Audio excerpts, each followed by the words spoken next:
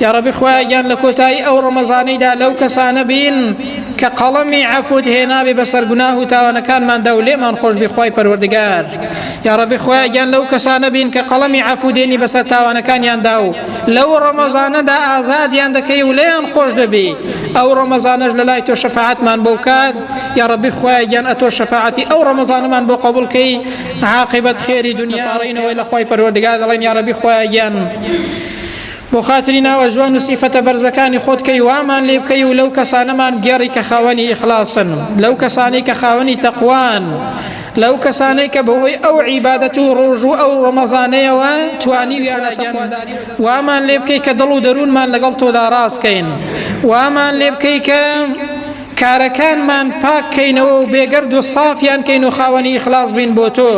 یا ربی خوای گیانە تۆش کارەکانمان لێ قبول کەی. یا ربی خوای گیان وامان لێ بکەی کە خاوەنی تەقواداری و ئیخلاسێکی تەواو بین. یا ربی خوای گیان بە ئیمانەوە بمانژێنێ و بە ئیمانەوەش بمانوێرێنی.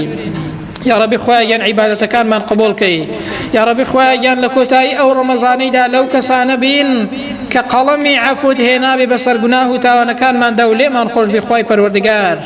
یا ربی خوای گیان لەو کەسانە بین کە قەڵەمی عەفو دێنی بەسەر تاوانەکانیاندا و لەو ڕەمەزانەدا ئازادیان دەکەی و لێیان خۆش دەبی. ئەو ڕەمەزانەش لە لای تۆ شەفاعەتمان بۆ بکات. یا ربی خوای گیان ئەتۆ شەفاعەتی ئەو ڕەمەزانەمان بۆ قبول کەی، عاقبەت خێری دنیا و قیامەتمان کەی. آمين آمين. أقول قولي هذا وأستغفر الله لي ولكم، وبعد أعوذ بالله من الشيطان الرجيم.